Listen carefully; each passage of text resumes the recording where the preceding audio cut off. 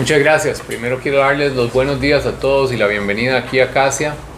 Un año más que para nosotros es importante pues compartir con ustedes, compartir nuestras opiniones, nuestras vivencias de lo que ha sido el 2023 y cuáles son los retos y oportunidades que vemos para el próximo año, que yo creo que es algo que a todos en el país nos interesa y entre más compartamos experiencias de diferentes sectores y de diferentes actores, yo creo que mejor pueden ser los resultados de lo que vayamos a hacer en nuestra gestión el año entrante, ¿verdad? Así que, sin más, me gustaría pasar la palabra a Mario para entrarle ya de lleno a lo que son ciertos indicadores que queremos compartir con ustedes y algunos datos ya importantes para el año entrante. Bueno, muy buenos días a todos.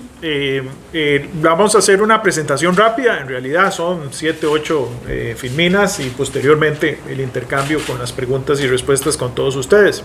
Es una presentación rápida. En la primera parte vamos a presentarle, digamos, algunas cifras que nos relatan el comportamiento económico de la industria alimentaria, que en nuestro caso es un sector que es un termómetro interesante para sacarle una radio o para analizar el comportamiento del país, del mercado, de los consumidores, porque nuestro sector está directamente vinculado a los mercados del consumo masivo, que son donde todos los que vamos a hacer las compras, que vamos al supermercado, que vamos a las pulperías, esa es una industria directamente vinculada con los mercados de comercialización a nivel masivo. Entonces, digamos que los datos que vamos a mostrarles de alguna manera reflejan lo que está sucediendo en el país como un todo, nosotros obviamente como fabricantes, pero también con las personas consumidoras en los mercados.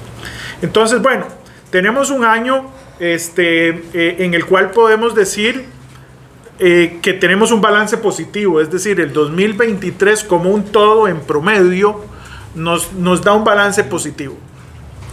¿Y por qué lo decimos de esta manera? Porque como podemos recordar en años anteriores, incluso en administraciones anteriores, hemos tenido que venir a decir, este es un año para olvidar.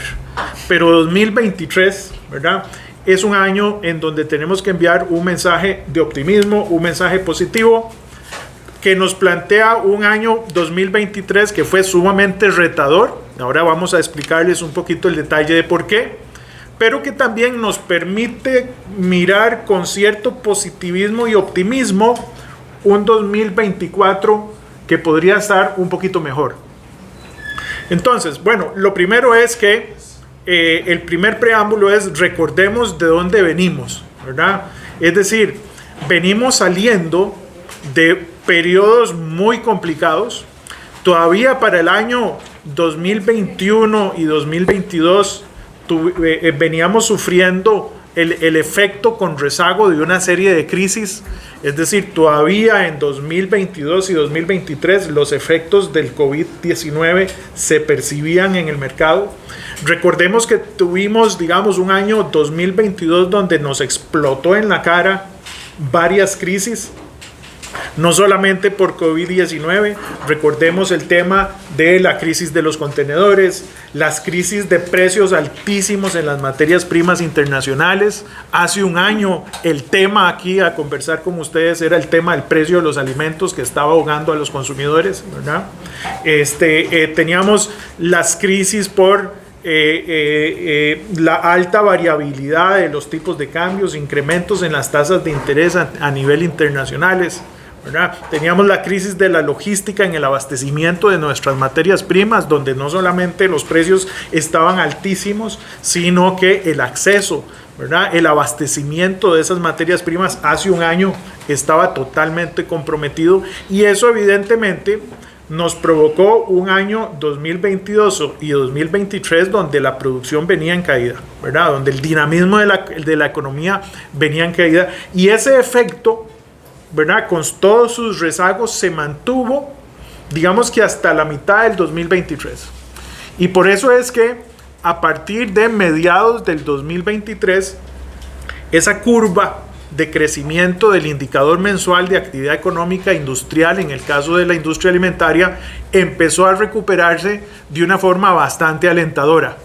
Es durante los últimos meses cuando empezamos ya a sentir un efecto a partir del momento en que el tipo de cambio se nos estabilizó. Recordemos un 21 y 22 donde los tipos de cambios estaban muy locos, ¿verdad? De casi 700 colones a casi 500 colones. Los últimos meses ya ese tipo de cambio se estabiliza. Las tasas de interés van en tendencia hacia la reducción y tienen que seguir bajando. Entonces esa mejor estabilidad en ciertos indicadores económicos pues nos permite un segundo semestre muchísimo más positivo.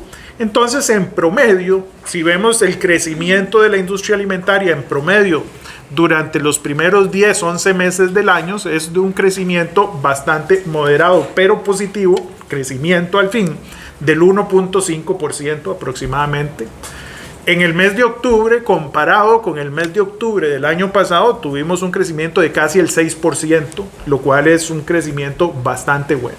Entonces eso desde la industria, en los grandes macronúmeros del sector industrial alimentario como un todo, podemos decir pues que dada esa gran cantidad de circunstancias negativas que nos venían afectando con un gran rezago durante los últimos años, pues estamos cerrando un 2023 que podemos calificar como positivo y optimista, ¿verdad? Y ahora, si vemos hacia adelante, hacia el 2024, ¿verdad? Podemos decir que si esas condiciones de estabilidad en la política cambiaria que nos permite un tipo de cambio estable, ya no tan variable como los últimos años, si las tasas de interés se continúan reduciendo, ¿verdad? Si nuestros mercados de materias primas internacionales se mantienen con la estabilidad relativa que hemos tenido durante los últimos meses, ¿verdad? Si se mantienen las expectativas positivas de los consumidores, como se han venido reflejando durante los últimos meses, y la inversión, entonces podemos pensar con mucho positivismo hacia el 2024, ¿verdad? De que podríamos tener un año donde ya empezamos a respirar, a tener mucho más oxígeno, tanto los productores nacionales como los consumidores. Desde el punto de vista de las exportaciones, tenemos también muy buenas noticias. La industria alimentaria es un sector con vocación hacia la exportación, con vocación hacia los mercados internacionales. Y pues durante el año 2023 las exportaciones crecieron aproximadamente un 5%, lo cual es un crecimiento moderado pero positivo, dado todo ese mundo convulso a nivel internacional que también hemos estado viviendo durante los últimos años y meses. Entonces, vemos que somos un sector que para este año 2023 se exportó aproximadamente 2.483 millones de dólares, lo cual pues lo sitúa como el tercer sector más importante en el ranking de las exportaciones del país. Es un sector que además de tener un vínculo muy fuerte al mercado local, lo tiene también con los mercados internacionales. Y quizás muy interesante es que a pesar de que el macrodato de la industria alimentaria como un todo tuvo un crecimiento solo del 5%, lo interesante y las buenas noticias también es que algunos sectores, especialmente de alimentos de alto valor agregado, tuvieron crecimientos extraordinarios, ¿verdad? Por ejemplo, temas como salsas y aderezos, ¿verdad? Que mostraron un crecimiento de aproximadamente el 38%, sectores como jaleas y productos de frutas también con un 38%, alimentos diversos con un 40% de crecimiento, ¿verdad? Los bocadillos y cereales, por ejemplo, es un sector con un crecimiento del 68%, algunos tipos de harinas, de maíz, de trigo con crecimientos del 38% en el volumen, en dólares, en crecimiento en dólares, ¿verdad?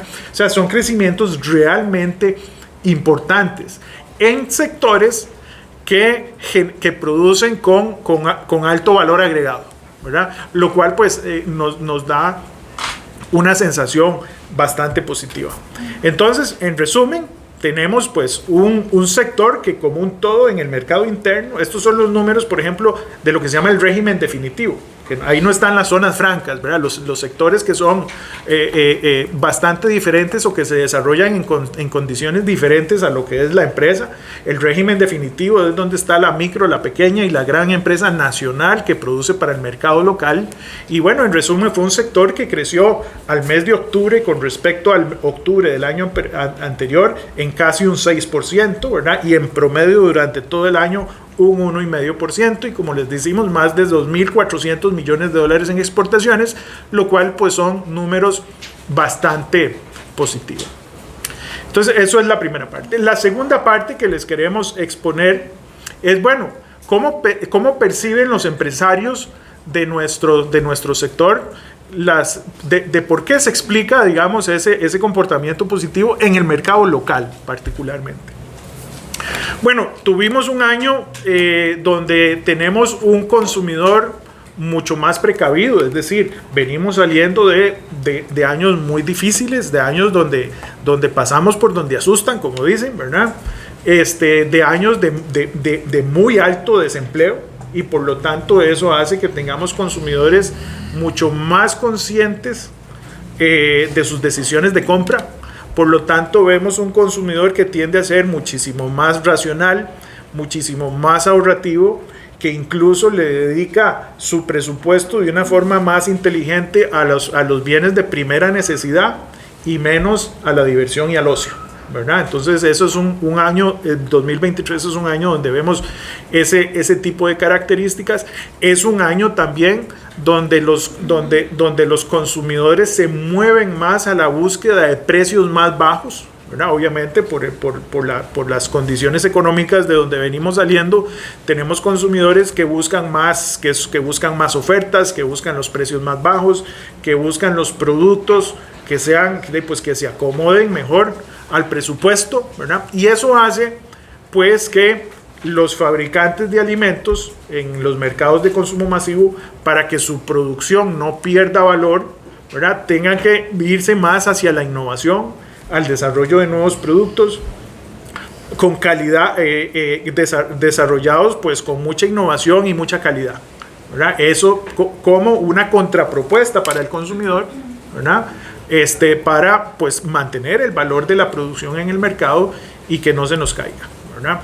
Y pues un elemento que le generó también un jalón importante a la demanda de productos de alimentación en general, de todo el mundo de la alimentación, pues obviamente es el buen desempeño del sector turístico, ¿verdad? Obviamente, si tenemos una población de turistas muchísimo mayor que en los años anteriores, pues es gente que se alimenta, gente que tiene que hidratarse, es gente que tiene que comer, ¿verdad? Y por lo tanto, el dinamismo en las zonas rurales, particularmente a partir del comportamiento del turismo, pues nos generó un movimiento interesante en lo que son los alimentos industrializados. Como les decía hace un momento, todo este conjunto de variables, es decir, en el sentido de que estamos pasando por un momento relativamente positivo en el desempeño de la economía. Estamos pasando un momento con una inflación controlada, ¿verdad? Una inflación controlada. Estamos en momentos donde el tipo de cambio ya empieza a mostrar cierta estabilidad. Estamos en momentos donde las tasas de interés, esperamos y así solicitamos, continúen su tendencia hacia la baja. Estamos pasando un momento donde la tasa de desempleo se está reduciendo, y por lo tanto ese tipo de indicadores, y obviamente nuestra dependencia de los mercados internacionales, ¿verdad? Si las materias primas continúan, aunque todavía hay factores de guerra y todavía hay elementos que están fuera de nuestro control, pero dadas ese tipo de situaciones positivas, como les decía hace un momento, si se mantienen, podríamos pues pensar en un año 2024 sin presiones inflacionarias sobre los alimentos, ¿verdad?, tal y como ha sucedido durante este cierre del año 2023, ¿verdad? Entonces, aquellas cosas que veíamos al cierre del año anterior, donde el tema agobiante, por ejemplo, era el tema de precios de los alimentos, para el 2023 y 2024 esperemos pues que ese no sea el tema. El siguiente tema, ya para ir terminando esta presentación, es siempre, bueno, nos gusta hacer pues un balance, porque también, además del comportamiento de la economía y los mercados, el sector empresarial mira con bastante cuidado el comportamiento del entorno, del clima político también del país, ¿verdad? Porque recordemos que el comportamiento de la economía, el crecimiento, cuando hablamos de reactivación económica, normalmente la variable que más pesa, la variable más importante para reactivar una economía, prácticamente son las señales que el empresario recibe de su entorno político, de su entorno económico, como el que acabamos de ver, pero también de su entorno político, ¿verdad? Cuando hay malas señales, cuando hay señales negativas, cuando hay señales agresivas hacia el desarrollo empresarial, pues el crecimiento económico empieza a sufrir, ¿verdad? Y el empleo empieza a sufrir. Cuando hay señales positivas, ¿verdad?, hay reactivación de la economía. ¿Por qué? Porque pues, se activa, digamos, el olfato del inversionista, tanto el pequeñito como el grandote, para decidir dónde pone su inversión, a dónde se arriesga o cuál es el momento oportuno de arriesgarse. Entonces, esas señales son muy importantes. Y por eso es que analizar el entorno político es también importante, ¿verdad? Porque nos ayuda a explicar por qué están sucediendo ciertas cosas o a pronosticar el comportamiento futuro. Entonces, en este 2023, ¿verdad? Quizá nosotros pues dividimos nuestro análisis en lo que son aciertos temas o aciertos importantes y después los desafíos. Tal vez les describo rápidamente los aciertos y don Juan Ignacio nos hace las conclusiones con los desafíos para el año 2024. Entre los aciertos más importantes es que, bueno, a pesar de la existencia de un ambiente conflictivo en ciertas esferas políticas, las señales hacia la actividad empresarial siguen siendo percibidas como señales positivas, ¿verdad? 2023, quizás uno de los aciertos más importantes ha sido la vocación agresiva hacia la mejora regulatoria, ¿verdad? Los empresarios perciben, digamos, un ambiente político en el cual nos dejan trabajar, ¿verdad? Entonces, temas como el Programa Nacional de Eliminación de Cuellos de Botella, ¿verdad?, envía señales positivas, ¿verdad? Esos son señales positivas y durante el año 2023 tuvimos, digamos, avances importantes en la eliminación de ciertos, lo que nosotros llamamos excesos regulatorios, que son aquellos requisitos, trámites que existen simplemente en el papel y que como tal no le aportan ningún valor a la sociedad, no protegen nada por ser simplemente un requisito, ¿verdad?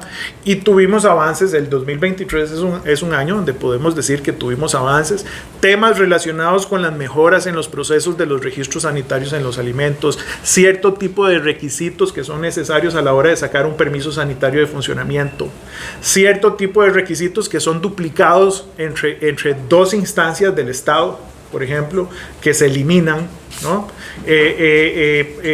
Eliminar cierto tipo de excesos regulatorios en lo que llamamos regencias profesionales obligatorias que se aplican al sector industrial y que en algunos casos no son necesarias porque no generan un impacto de ninguna naturaleza, ¿verdad? Esos son avances que pudimos tener en este año 2023 que se perciben como positivas, ¿verdad? También un año en el cual un balance fiscal o digamos un manejo fiscal del tema fiscal del país que hizo que el país recibiera ciertas notas positivas por parte de agencias internacionales. Eso envía señales positivas al mundo empresarial, ¿verdad?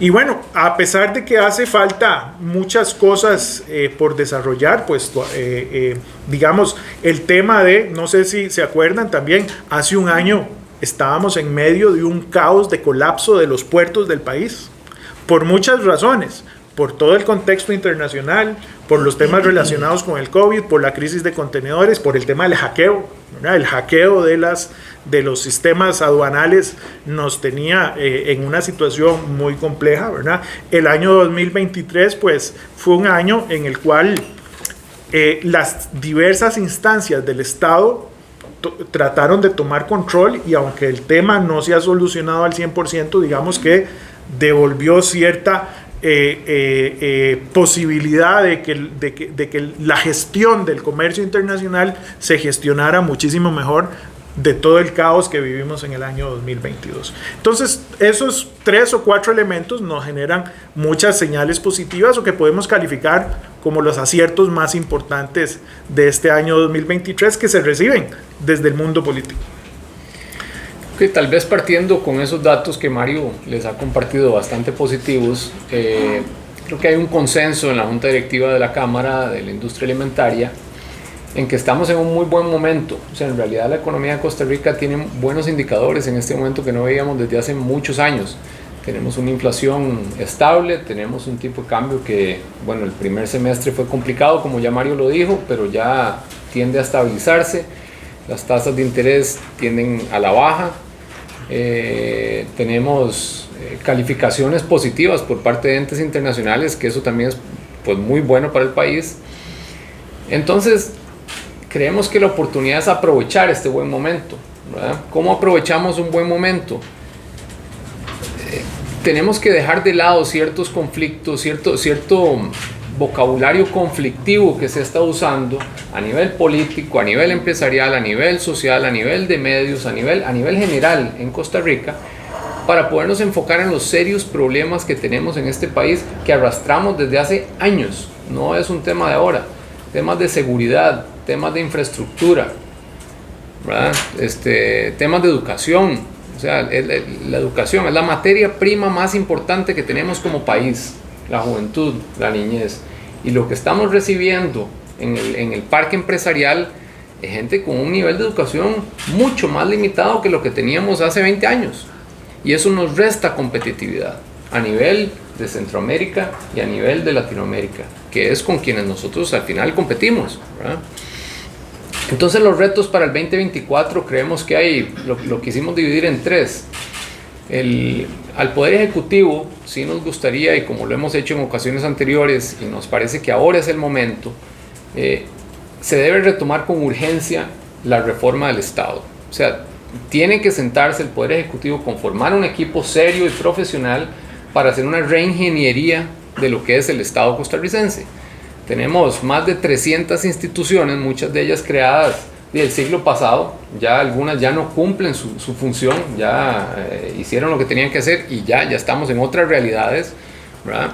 Y es demasiado importante que se pueda hacer esa reingeniería para poder tener un Estado eficiente, que la plata que todos nosotros pagamos de impuestos pueda ser reinvertida de manera correcta en carreteras, en hospitales, en puentes, en servicio público y transporte. O sea, eso es lo que todos esperamos con los impuestos que pagamos, pero para eso se necesita eficiencia, ¿okay? Entonces, esa reestructuración del Estado nos parece que es el momento idóneo para que el Poder Ejecutivo le entre a este tema con fuerza. Temas del Poder Legislativo, a los diputados, nos parece que es súper importante abordar 3 puntos. Urge corregir los puntos mencionados para la ley de modernización del INAH. Esa ley urge que entre en vigencia. El INAH, recordemos que es formador de gran talento humano para todas las empresas, y es muy importante que el INAH tenga las herramientas necesarias para poder contratar a los mejores docentes, al mejor perfil de educador, para poder formar a esos muchachos, esos jóvenes que luego van a ser parte del parque empresarial. Esa ley de modernización del INAH urge, y es importante que los diputados hagan las correcciones que tienen que hacer para que eso se apruebe o que entre en vigencia. La ley de jornada flexible, la famosa 4x3, yo creo que en el país se le ha dado un enfoque como enfocado en zonas francas o enfocado en multinacionales, y queremos decirles, eso no es así. O sea, todo lo que sea flexibilización laboral, la empresa privada en Costa Rica tiene que apoyarlo. No sé cuánto están durando ustedes para trasladarse de sus casas al trabajo, del trabajo a sus casas, pero la gente está perdiendo en promedio 2 horas por día en solo trasladarse. Entonces, si la jornada laboral es de 8 horas, tenés 10 horas perdidas fuera de la casa, fuera de estar con sus familias, fuera de estar con sus hijos. Entonces eso genera un mal ambiente, genera estrés, la gente anda más ansiosa y genera menos calidad de vida en el país. Entonces cualquier iniciativa que tenga que ver con flexibilización laboral, tenemos que apoyarla, ¿okay? Con las correcciones que haya que hacerle, lo que sea, pero tenemos que apoyarle esa flexibilización laboral. Y luego, pues obviamente la discusión de la apertura del monopolio del alcohol. No puede ser que a estas alturas sigamos con una ley de FANAL de 1890, cuando a la industria, pues por ley solo puede comprarle el alcohol a FANAL, cuando el productor nacional es Laica y los ingenios de Costa Rica. Entonces el productor nacional, el industrial, no le puede comprar directamente al fabricante ni importarlo porque la ley no se lo permite y tiene que ser a través de FANAL. FANAL, pues por la regla fiscal, ahora resulta que no puede comprar más de cierta cantidad, entonces hay desabastecimiento. Y todos los años, desde hace 2, 3, 4 años, viene pasando la misma situación en el segundo semestre del año. Esto tiene que terminarse, no puede ser que estemos en esta situación. La Asamblea Legislativa tiene las herramientas para poder cambiar esto y es importante usarlas. Y luego, pues como les mencionaba al inicio, yo creo que esto sí es una responsabilidad de todos, los 3 poderes de la República, los medios de comunicación, ustedes que están aquí con nosotros los empresarios, todos tenemos una responsabilidad para tratar de dejar de lado esa conflictividad, esos temas tal vez irrelevantes y enfocarnos en esos temas realmente importantes para que este país avance por los próximos 10, 15, 20, 30 años. Tenemos que pensar más en el largo plazo y tenemos que pensar más en lo que le vamos a dejar a nuestros hijos. Si no empezamos ya, recuerden que todos estos son procesos muy lentos. El apagón educativo que tuvimos, eso no lo resolvemos en un año. Ese apagón educativo tenemos que hacer un plan serio, fuerte, y eso va a llevarse 5 o 10 años en revertir esa tendencia. Infraestructura, eso no lo vamos a resolver de la noche a la mañana, pero tenemos que sentarnos todos y comprometernos en eso y trabajar en esa línea. Entonces vemos, como les digo, un 2023 muy bueno a nivel económico, con indicadores positivos, y cuando la cosa está bien es el momento perfecto para sentarse a discutir aquellos temas sensibles, grandes, que son de largo plazo, y comprometernos todos con qué es lo que queremos para este país en los próximos 20, 30, 40 años. ¿Listo? Alfonso, ya quería preguntar, Alfonso de Canal 8. Buenos días. Tal vez quisiera preguntarles, porque yo creo que ustedes juegan en ambos terrenos. Juegan en el terreno de la industria nacional y juegan en el terreno de la exportación.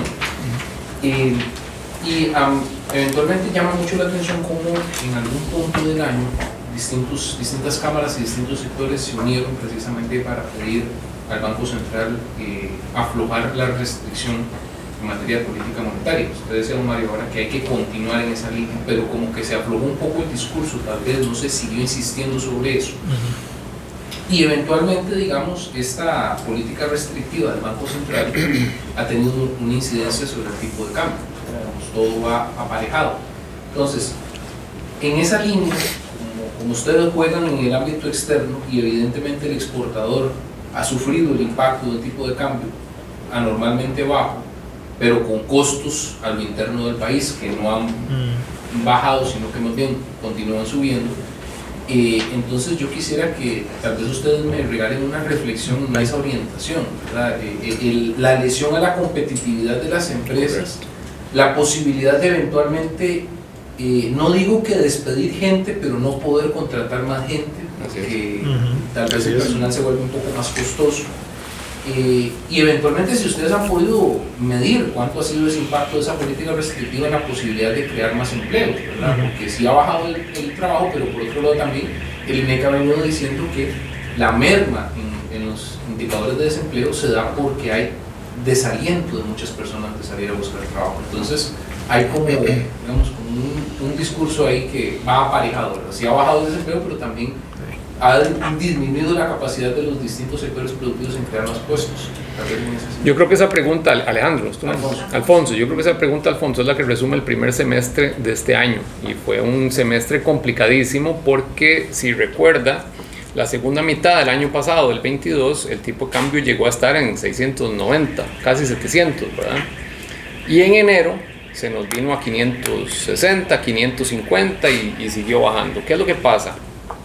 En la empresa, digamos, si usted exporta, usted tiene materias primas y material de empaque que, con la crisis logística que ha habido, ¿verdad?, los últimos años, si usted tenía 2 meses de inventario de seguridad para no quedar mal con sus compromisos con sus clientes, esos 2 meses ya con 2 no sale, porque los barcos se atrasan, porque en origen no le cargan los contenedores. Entonces, en vez de 2 meses, usted tiene que tener 4, 5 o hasta 6 meses de inventario. Cuando usted compra ese inventario, ¿verdad?, lo paga en septiembre, octubre del año pasado, y usted ya lo nacionaliza y lo incorpora en su balance de la empresa, eso usted ya lo metió en su balance, en su contabilidad, 680 colones, ¿verdad? Cuando usted llega en enero, febrero y va a exportar, o sea, se transforma ese producto, lo convierte, no sé, en la galleta, en el chocolate, en la salsa, en el aderezo que usted va a exportarle a sus clientes afuera, usó esas materias primas, ese material de empaque que usted había comprado y pagado a 680, y ahora tiene que salir a venderlo a 550. Entonces estás perdiendo, por cada dólar facturado, estás perdiendo 100 colones, ¿verdad? Y es una realidad que no puedes aumentar el precio, porque el cliente va a decir, da cuenta que me está aumentando el precio, ¿verdad? Si acaso es mi problema la revaluación de Costa Rica, ¿verdad? Esto hablo de los mercados de afuera. Entonces, básicamente, todo el sector exportador tuvo que asumir, tal vez no pérdidas, pero sí caídas grandes en los márgenes de contribución, y tal vez por eso es que la gente dice, no contrato, me aguanto un poquitito hasta que esto se estabilice. ¿Qué pasa? A mediados de este año, ya el tipo de cambio lleva suficientes meses en un nivel de 540, 550, ahora es que ha bajado un poquito, porque fin de año siempre normalmente hay esta tendencia.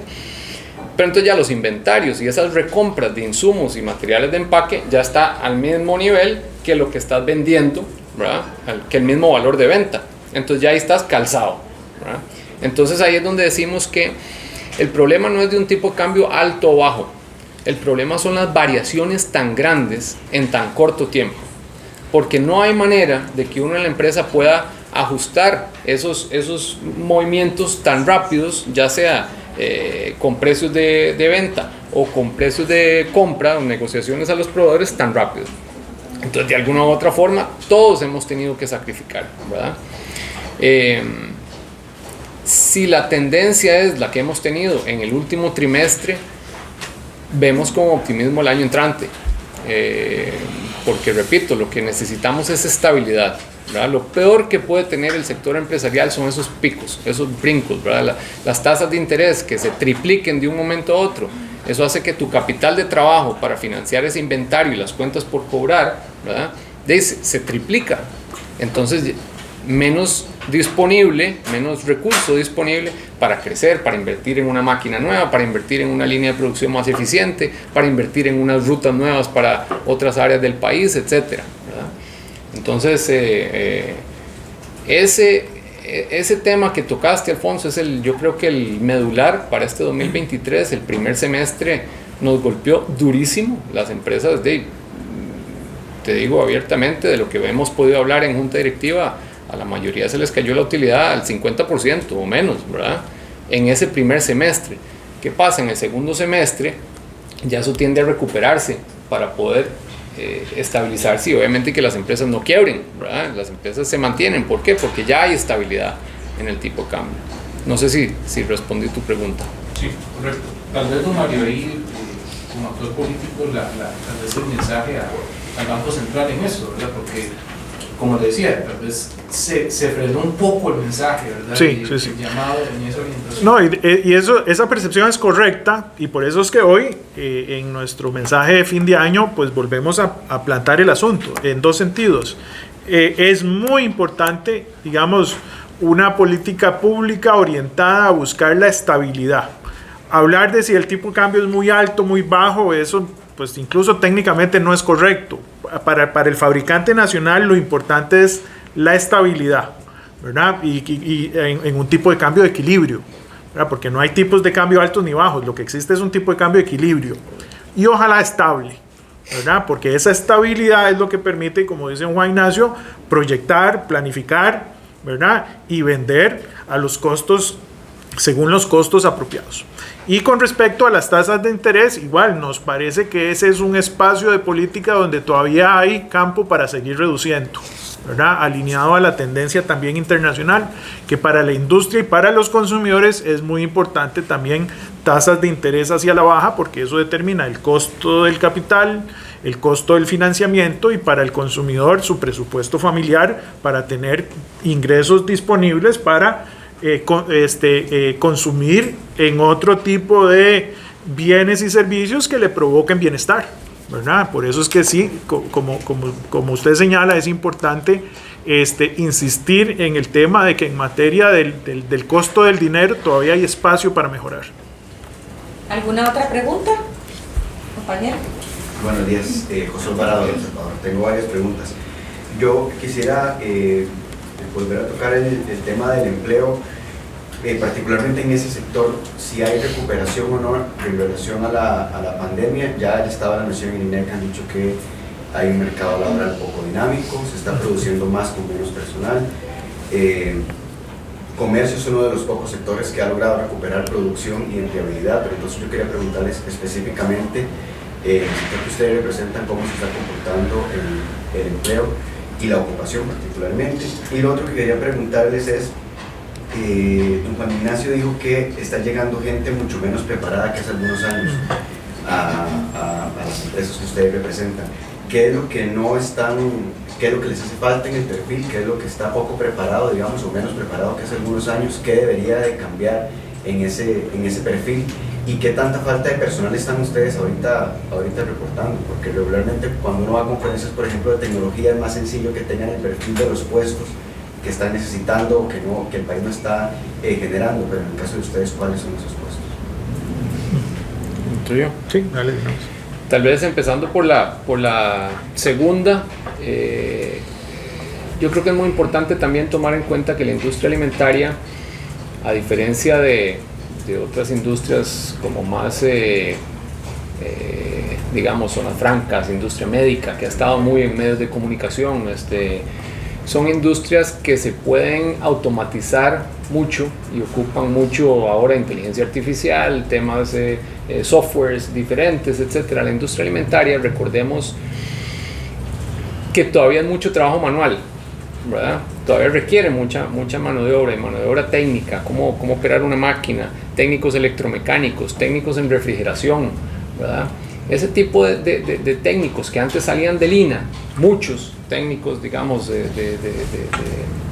o de escuelas vocacionales, digamos, nosotros trabajamos con los técnicos, por ejemplo, el técnico de Puriscal, sale mucha gente con esas aptitudes que pueden trabajar en una planta de producción, a reparar una máquina, a reparar tuberías de vapor, a reparar un sistema de refrigeración, ¿verdad?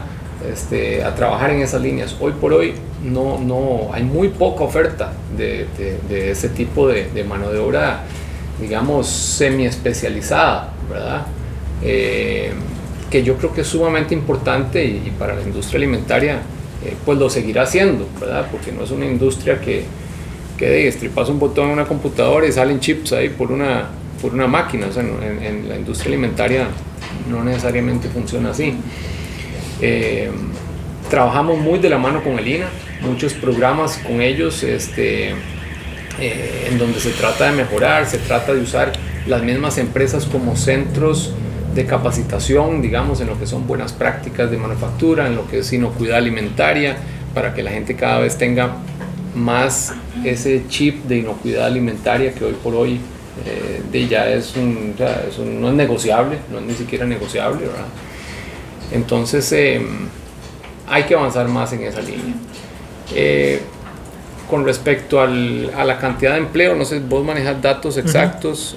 El último dato de empleo no estaba disponible, entonces digamos no lo pudimos mostrar, pero en general cuando uno ve la línea de largo plazo, es una industria en la cual al menos muy a pesar incluso de las crisis, es una industria donde no se generó desempleo, es decir, no vimos despidos, no vimos despidos como los vimos en otros tipos de sectores, ¿verdad?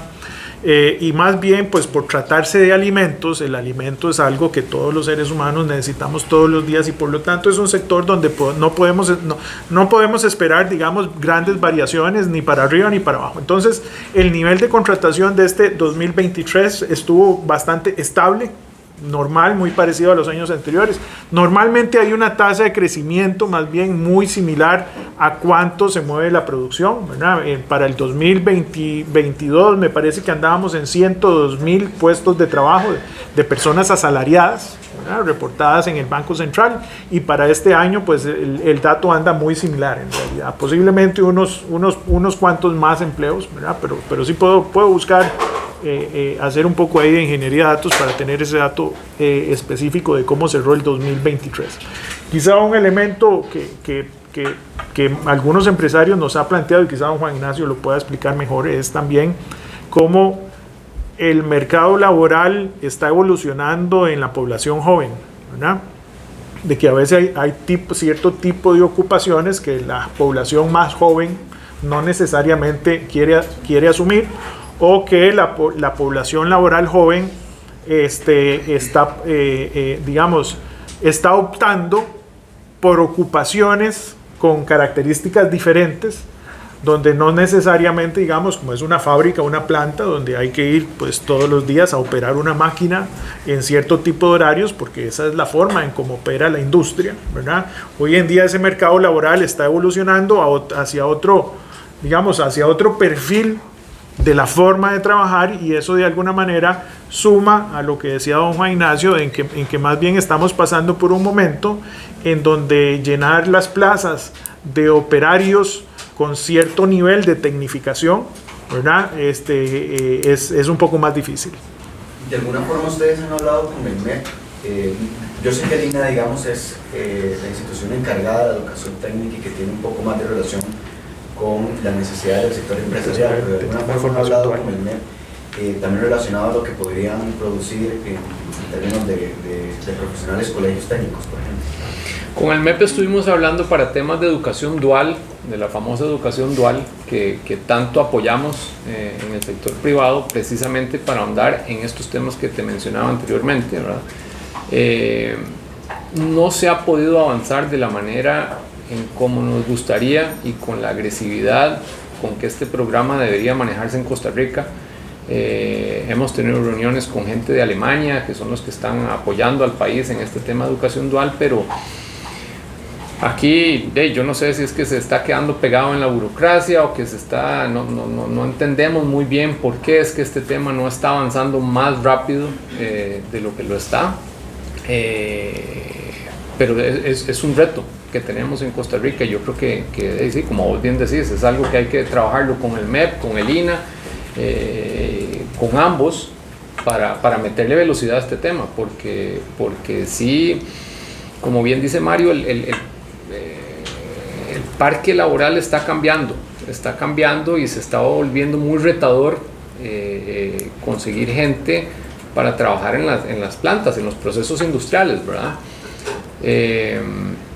Mucha gente, de lo que hemos visto con los equipos de recursos humanos, gente de 18 años a más o menos 27, 28, 30 años,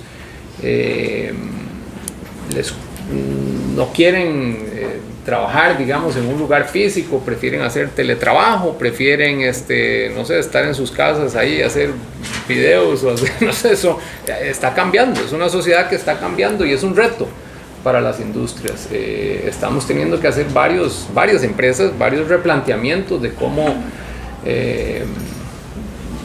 de cómo llenar esas plazas y cómo nosotros mismos también formar a la gente, porque a falta de pues tenés que formar a la gente, entonces pagar las empresas, pagarle cursos, pagarles capacitaciones, pagarles ¿verdad? Ese tipo de formaciones, porque al final entre más capacitados y más formados esté el personal, pues más productiva y eficiente es la compañía, ¿verdad? Entonces sí, es un tema muy retador. Tal vez Mario lo mencionó muy rápido, pero tal vez recuerden, la industria alimentaria nunca van a haber picos enormes, ¿verdad? Como en otros sectores, no sé, construcción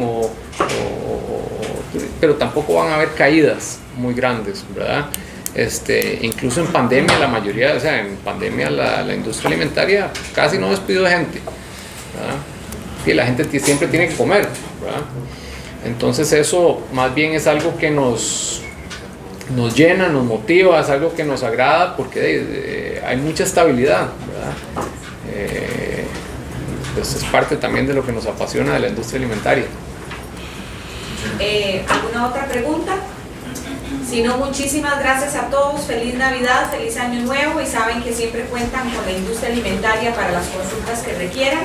Los que no han comido tamalito, aquí hay tamalito, y los que quieren hacer sus consultas post conferencia, entonces, ahí sí que sería yo.